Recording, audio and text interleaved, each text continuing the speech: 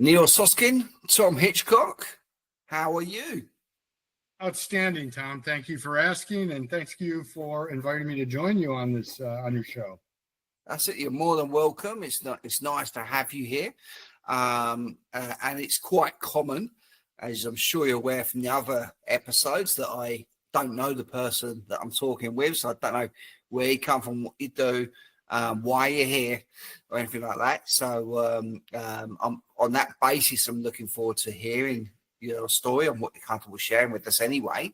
But I do detect it's not going to be rocket science, that you've got a strong accent there. Whereabouts are you, Neil? Well, I'd like to bring out my competitive juices and hope I'm the first person on your podcast in Texas in the United States. Am I the first? Second. Ah!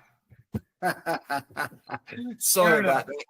Fair enough. We've had quite a few in the States. And one of the early ones was in Texas, yeah. There you go. Well, I'm in Houston. I myself have only been in Houston the last 3 or 4 years. It's actually originally from Michigan, and most of my adult life was in California. And 4 years ago, as I like to say, I moved for love. My wife is from Houston, and she wanted to be near her family as we settle down, and our kids are all over the U.S. So not unlike Australia, a large country. That's it. It's a large country, lots of nooks and crannies to do what we do. So your wife's from Houston. You're living in Houston. You've got a circumstance to be there. Did you say you're from California originally? Originally from Michigan, the city of Detroit. Right after college, went to the University of Michigan. Moved to Northern California, lived in San Francisco and the Northern California area for about 30 years, and then 10 years in LA before we moved here a few years ago. So it's been mainly as an adult in California.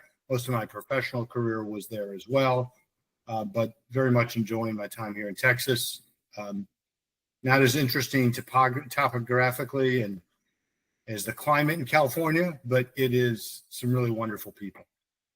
It's what the US is good for. And I remember, well, I lived in the US for a short while, and it's like a gap at university. So I spent some time there. And the reason I chose to do this in US is because I'm from the UK originally, is most people without going to the US believe they know the US. And that's because of the movies. It's because of media and what have you, that we're so familiar with it. That's what we're force fed. Okay, that's why countries that have English as a second language sound American, because that's where they're getting their English language from. So I thought, well, actually, you know what? I want to understand the US for myself and not from what Tom Cruise is telling me, you know. And I went over. Some things were validated, some things were not. But one thing I did like about the US, as much as it's a big country and I only sort of scratched the surface, is each different area has its entirely own identity. Okay, so it made sense to me when I heard an old stat now that only half of Americans have a passport, because you've got everything on your doorstep. If you want the snow, you got the snow. You want the coast, you got the coast. You want to get lost in the mountains, you go here. You want to go into the big city, you go to New York. You kind of got a bit of everything. Does that make sense?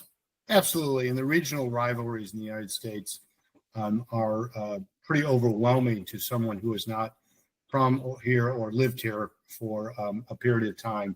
But it's interesting. I have not traveled internationally a lot, but I happen to have spent 10 days in Sydney about 5 years ago. My daughter lived there for a year, and I went and visited. And so I, scratched the surface in Sydney.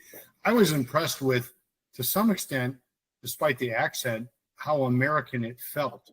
And I expected it to feel more British than American. And to me, it felt more American. That was my 2 cents. It's interesting you say that, and I'm going to add my experience to this. So obviously, when I first came to Australia 14 years ago, obviously we've both got our own lens. You've got the American lens, I've got the UK lens. And the first thing I noticed is all the British stuff, okay? The place names, certain buildings, etc., etc. But then I also did see the American influence second. with the grid patterns of how things are built, and among other things. But what I did notice is after a period of times, it felt like the UK were its parents. Okay, so the more historical side and constitutional side of Australia sort of plugged into the UK, and the more recent things, okay, made the US the cool uncle. Okay, so it influenced things a little bit more now. Now it's come of its own age, and it's influenced more by the US, what's going on there, than its parents, which it's, you know, you can't divorce your parents. They're just there. we love to hate them, and they need us occasionally, you know. And that's the way I saw the relationship from my viewpoint. I thought it was just a really independent spirit.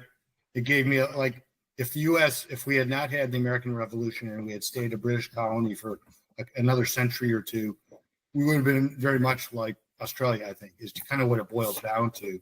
You know, and obviously the whole American ethos is very different, but I don't know, again, very small exposure, but the Australian culture and ethos was a lot about individualism, much more so than in Britain.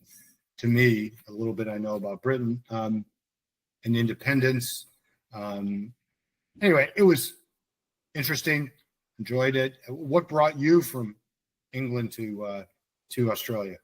Oh, it was a milestone in life and a job offer which enabled it, to be honest with you. I've become a citizen a number of years ago, so now I'm sort of a bit of both, and what have you. So I'm fond of both countries for different reasons. For me, it'd just be nice to be a little bit closer together, so I could do a quick trip every now and again, you know. But it's you know, it's quicker to go to the moon these days.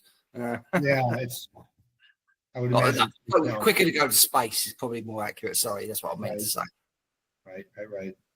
Well, do you have family in Australia, or is your family all back in England? My son, I've got my son here. He's 10 years old. He's a chip off the old block in many respects. So poor boy. But so yeah, tell us a bit more about yourself. So you forged your career for yourself, San Francisco, Northern California side. Yeah. What did that look like? Yeah, originally out of school was an accountant in the States, a CPA, kind of like a chartered accountant in the British sense. And then went back to grad school and got a master's in business administration and segued into real estate kind of by accident. And then worked initially in the financial side of real estate for a large developer, and got seduced over to the dark side of leasing and sales, and started getting involved in sales and marketing. And over the course of the next 15, 20 years, negotiated, you know, maybe 12 or 1,300 commercial leases, and moved into leadership at that point. And really, the last 25 years was much more focused on leadership roles in commercial real estate, and was a real estate independent broker and investor, and then worked for several larger companies as well, and developed a passion, and I could go on, about leadership. And really the last 10 or 15 years adopted and got exposed to some leadership principles that, based on looking at your LinkedIn, I think fit in with your whole idea of mistakeology and learning and growth. I don't know if you ever heard of conscious leadership, but it is a concept. Yeah, you're shaking your head. So you understand the whole idea of awareness and consciousness as it's applied to being a leader. And I could tell stories about, you know, the stories I told my kids, where I would start meetings, and this is 25 years ago, and think I'm the smartest man in the room, and then finish almost every one of those knowing I wasn't. But I kept starting the meetings that way. I had that arrogance that led to, it built a great career for me, but over time fell short. And then about 5 or 6 years ago, after I had gotten what I thought was my dream opportunity, I was going to lead a publicly traded real estate company. After a year of dysfunction and during the transition, the current CEO and I did not see eye to eye. I left and said, okay, I hit my expiration date on the corporate world, and I started doing some consulting. Initially, I just did it to be of service to people. And I was helping people fix broken commercial real estate assets, shopping centers, some warehouse and light industrial type properties, hotels, and slowly but surely got involved in helping people run their real estate companies, doing a lot of work around leadership development, building cultures of accountability, but with a positive spin, a conscious spin on it, and then leveraged 20 plus years of mentoring people into as an executive coach as well. So today I spend about 2/3 of my time working with real estate companies, helping them fix assets. And I can go through some kind of stories about that. I work with the teams and helping them get past a lot of family circumstances where mom and dad are having trouble figuring out how to transition to the next generation. And I've helped 4 families and 2 more I'm dealing with right now go through that transition. And then as well as one-on-one coaching, really based on helping people let go of trying to be the best at something or someone and learn how to search for what they're capable of, and in a real open-ended, curious way. Okay. All right. So there's some nice logistical sense to what you're talking about there. You're in an industry similar to I, where it's found you rather than you found it. Okay. You see how you cross that line and it's grabbed you. It happens, but for those people listening to this and don't understand the style of leadership that you're talking about, it makes sense in its terminology, but they might need it laid out to them in layman's terms or in a story or two. Maybe explain to them what that means so that everyone can benefit from your experience in that sense. So a great example is a current coaching client of mine right now. He's a gentleman around 50, 51 years old. He's been in the commercial real estate space for 25 or 30 years. And he had a 7 or 8 year career leading a fairly good sized real estate company as the number 2. Got passed over. They went and searched someone. It was a private equity based company, and they got somebody else as a CEO. So he exited and became the number 2 again, but at a founder-led, very kind of charismatic founder-led real estate development company. And he came in with the idea that he's going to take over the company. And that was kind of talked about with the owner. And once we started, and I've known him for a little while, and I helped him through this transition. How does he set himself up to, not overshadow the founder, but still work on his own, develop his own identity as a leader. And what we realized, instead of him focusing on being the next leader and focusing on the best leader, we started talking about this concept of what are you capable of and what really is your vision for yourself. There's a concept that I've used in leadership and now in my coaching of personal genius. There's a book called The Big Leap. I don't know if you've ever heard of it. Have you heard of it? No, I haven't. So the idea is that we all gravitate to the things that we do well. We get paid well for it. We get good positive feedback, and we just get good at it. But that doesn't mean it's what really floats our boat. It's not really what gets us in flow, or in the terminology of that book is our genius, which is the things where you work at it, time passes, you don't know. It's not work. It's totally energizing, right? And so what he realized, what for him was his genius, was not taking on and leading this company, which would be great. The money would be good, the authority and kind of recognition, all that is good, very satisfying. But what he realized is he wanted to become known as, in the commercial real estate world, one of the foremost leaders in commercial real estate organizations in the United States. In his vision, I helped him work through a change in his vision, less specific to run this company and more about building his skills and building his experience so that maybe in 5 years, he doesn't take over this company. He moves on to another company where he does the same thing again and builds a culture of accountability, and he becomes one of the foremost experts. And so I helped him clarify that's the kind of approach I really like to take to coaching and to developing other leaders is helping them find that vision. It's not just something they're going to be good at, not just the next rung on the ladder, but what really brings them joy. Okay, so he's kind of talking a bit there to someone's ikigai, which is quite fashionable right now, and I talk about this a lot. I think I'm just sort of coming of age, if you like, where I want to spend my time doing what I enjoy doing, which tends to be things that I'm good at.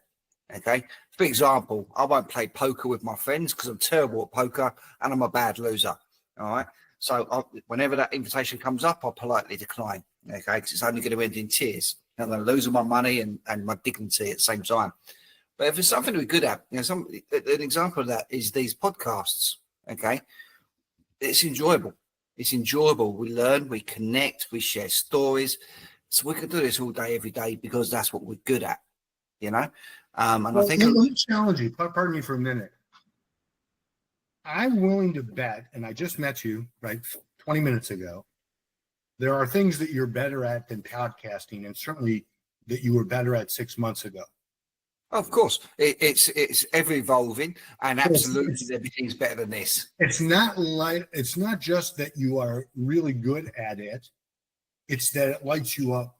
It's that it's right, and that's that's what I like to the distinction I like to work with my clients is we got to be practical. You got to do things you're good at. You got to make a living and all that. I'm not saying ignore that, but the more we can identify and clarify. There's an American expression, a North Star. It may not even be American, but a direction, a goal is, it may not be a straight line, but let's make sure we're always moving towards that vision of what is your genius. For you, your genius might be podcasts. It might be interviewing people and learning people and bringing out, helping people to clarify who they are and help them grow through that.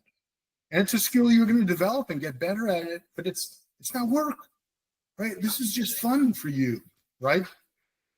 Yeah. And it's exactly that. And the enjoyment goes through different layers and levels as time goes on, which I talk about quite frequently. And the same thing goes with different aspects of the business and where we go and what we do. But it all still points to the North Star, which is what you're talking about. So when you're clear about your North Star, where you're going, where you will get to, when you'll get there, then all those deviations, trials and tribulations and the COVIDs and the GFCs of the world, okay, it's all part and parcel of it and you'll get there, But without that North Star, if you haven't validated, you haven't researched it, you haven't done some soul searching, you haven't tested it, you haven't pushed some boundaries to refine it and distill it, then you're just doing. Right. And, we have to make some mistakes getting there. We have to get some bruises and some scars, understand and appreciate what it is and realize, there's a cost to getting this, right? Most things in life that are worth having are worth some work and some discomfort. Okay. Let's get through it. Well, the discomfort absolutely is growth. There's nothing new about that. And as creatures of habit, okay, we try to avoid that. We keep things within our comfort zone, but it's important for that growth to get uncomfortable regularly. But you're talking my language with the mistakes. And we've definitely got to change our relationship with mistakes because there's so many virtues to a mistake, to the benefits from making that mistake or even learning from other people's mistakes. It's all there. It's all there. So much so that why should we be anxious and avoidant of making them? Okay, why should we have a negative connotation attached to it and it affects our mental and physical well-being to avoid it or to blame the mistake on someone else? It's a societal error that. Well, there's a Stoic philosophy expression about, and I will not be able to quote it, but you can't learn what you think you know. Right?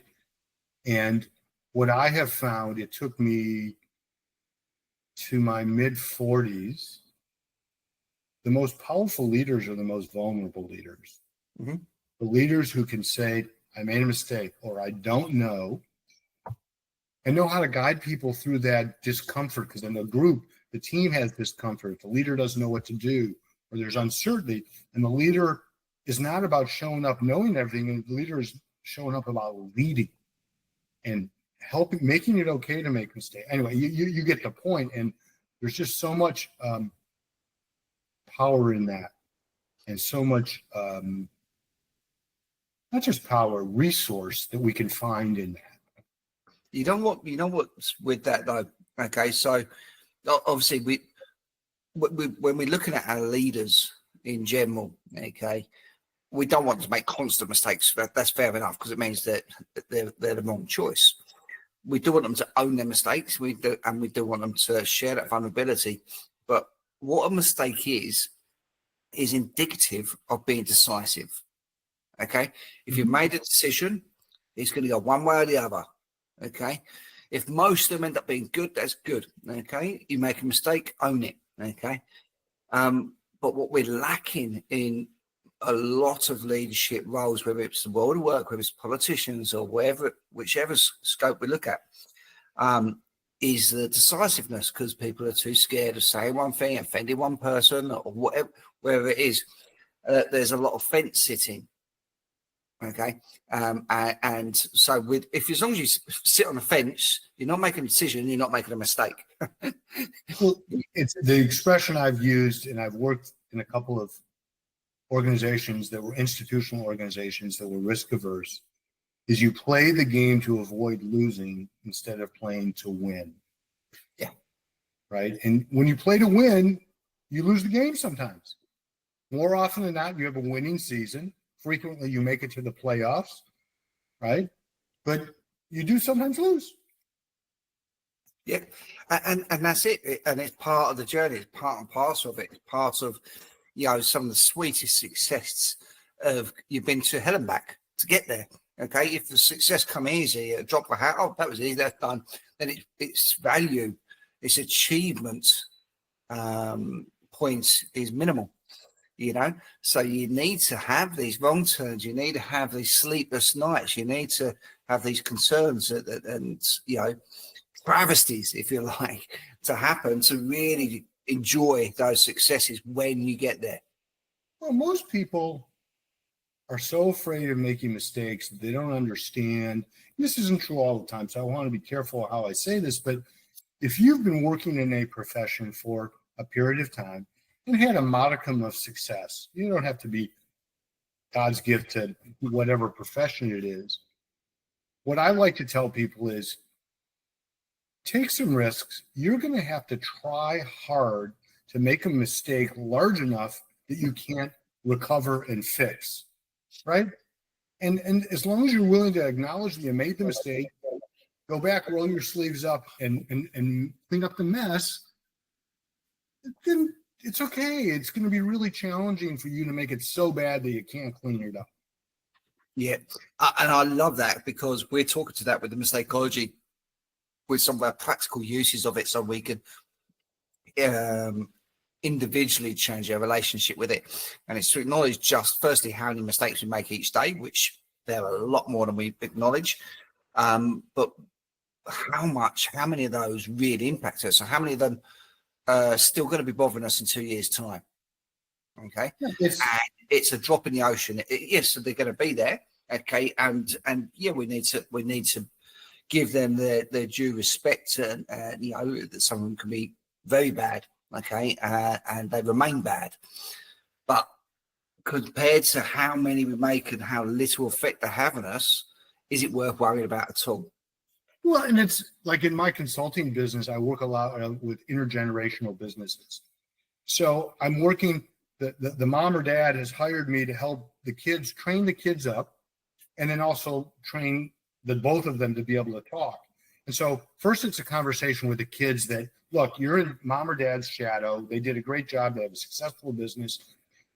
Don't try and be them. Be okay to make a mistake. It's that expression, you have to try hard to make it a really bad mistake. And it's reminding the parents at the same time, look at all the mistakes you made, and you still were very successful. The only way they're going to learn is if you let them make mistakes too, and make it be okay to make mistakes, or at least make it okay to make mistakes that they learn how to recover from. And so that whole dynamic, particularly in a family business environment, can be very emotionally charged, as in anything in a family business.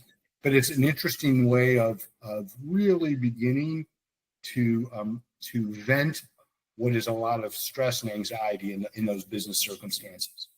Yeah, I agree with that.